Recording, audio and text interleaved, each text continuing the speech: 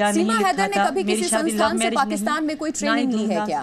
क्योंकि जिस तरीके से आप बेबाक अंदाज में अपनी बातों को सामने रखती हैं, उससे लोगों को ये भी लग रहा है कि ये एक वेल ट्रेंड जासूस है। आईएसआई से आपके कनेक्शन जोड़े जा रहे हैं, कहा जा रहा है कि ये वहां से भेजी हुई जासूस है। नहीं मैम, ऐसा कुछ भी नहीं है। सब सच सामने आ जाएगा, दूध दूध हो जाएगा, पानी पानी हो जाएगा। मुझे यकीन है और मुझे इंतज़ार है उस दिन का जब सच सामने आए और सबको यकीन हो जाए।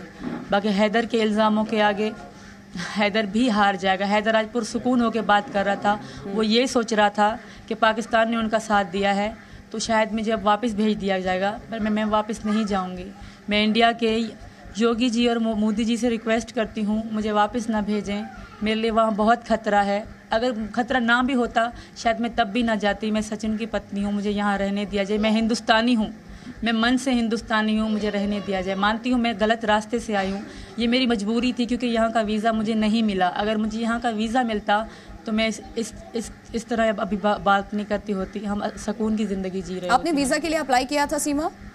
जी मैम, जी मैम, मैंने पूरी कोशिश करी थी। मेरे पति इस बात के गवाह हैं। वहाँ सैयद फहाद अब्बासी वो वहाँ काम करते हैं, वो इस बात के गवाह हैं। अगर वो सच बोलेंगे तो उन्हीं के ऑफिस में गई। मेरा पहला काम यही था कि इंडिया का वीज़ा पाऊँ।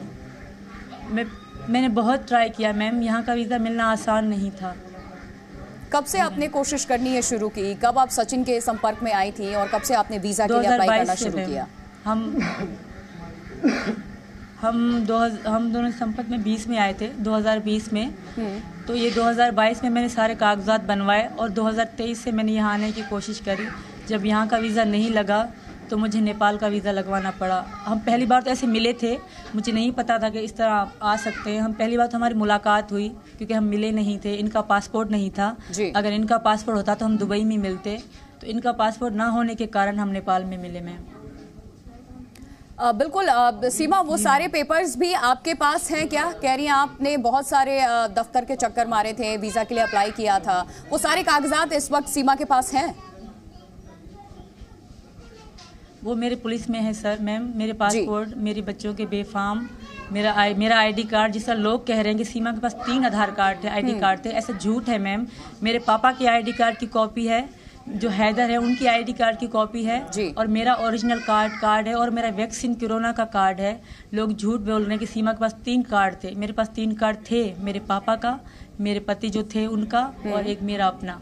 ठीक है सीमा, पाकिस्तान में देखिए कैसे बलोच संगठन की तरफ से भी एक बकायदा वीडियो जारी किया गया जिसमें आपको जान से मारने की धमकी दी जा रही है। आप भी कह रही हैं आए दिन इस तरीके के कॉल्स, मैसेजेस आपको भी आ रहे हैं। डर लग रहा है आपको? जी मैम, वो इंडिया को धमकी दे रहे हैं कि सीमा लौटा दो और ना ऐसे करेंगे। मुझे यकीन है कि इंडिया की जो सरकार है वो डरने वाली नहीं है। वो लोग ये सोच रहे हैं कि डर के सीमा हमें वापस दे देंगे। जिस तरह कह रहे हैं कि सीमा को हम भारत में रहने नहीं देंगे, वापस बुला के इसकी सरेआम गर्दन काटेंगे। तो मुझे विश्वास है क्योंकि मैं भारत में हूँ और यहाँ मैं बहुत सेफ हूँ, तो मुझे इस तरह नहीं भेजा जाएगा। क्या वजह रही थी सीमा? क्या ऐसी मजबूरी आ गई थी कि आप पाकिस्तान छोड़ देना चाहती थी? आपका पूरा परिवार वहां पे, आपने अपने बच्चों को लिया और आप वहां से निकल गई, और सचिन पे इतना भरोसा आपको कब से? मेरा पहली बात तो सचिन से मैं बहुत प्यार करती हूँ और 2022 से मुझे इनसे हद से ज़्यादा भरोसा था। पहले तो खाली दोस्ती थी, कभी नहीं सोचा था कि मैं इंडिया आऊँगी। पर जब मेरे पापा ख़त्म हो गए, मेरे पास वहाँ खोने को कुछ भी नहीं था। एक पापा ही थे, 2 बहनें थी और एक भैया। और जो हैदर अब इस तरह के इल्ज़ाम लगा रहे हैं, मानती हूँ मुझसे बात करते थे पर कभी इज्जत से बात नहीं करी। और हैदर के पापा या हैदर के ख़ानदान से कभी किसी ने मुझे फ़ोन करके नहीं पूछा कि तुमने खाना खाया कि नहीं। जब मेरे पापा मर गए तो कोई भी ऐसा इंसान नहीं था कि मुझसे पूछा था कि तुम्हारी बेटियां कैसी हैं, तुम कैसी हो। मैं बहुत अकेली थी मैम, और यही कारण है मैं यहाँ आई हूँ। सीमा, अगर आपको वापस ये कहा जाए जाने के लिए, जो अभी जांच भी चल रही है, तो सीमा क्या करेंगी? क्योंकि आप कह रही हैं कि आप नहीं जाना चाहती हैं, आप वहाँ जाएंगी तो आपका सर कलम कर दिया जाएगा। अगर आपके पास सिर्फ एक ही रास्ता बचे वहाँ जाने का ही, यहाँ अगर परमिशन नहीं मिली आपको रुकने की, तो क्या करेंगी आप? मैं नहीं जाना चाहूँगी। मेरी बेटियों की ज़िंदगी ख़राब हो जाएगी। मैं तो मर ही जाऊँगी, मुझे अपनी ज़िंदगी का दुख नहीं रहेगा। मेरी बेटियाँ हैं, वो उनकी ज़िंदगी ख़राब हो जाएगी।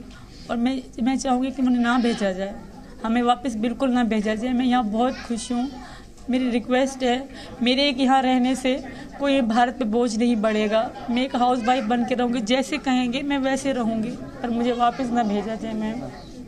मेरी रिक्वेस्ट है आप सबसे, योगी जी से, मोदी जी से। मैं औरत हूँ, मैं कोई दहशतगर्द नहीं हूँ, मैं कोई गलत नहीं हूँ। मैं अपनी बेटियों के साथ आई हूँ और मुझे वापस ना भेजा जाए। सीमा, आप धन्यवाद मैम। रोना बंद कीजिए। जी न्यूज़।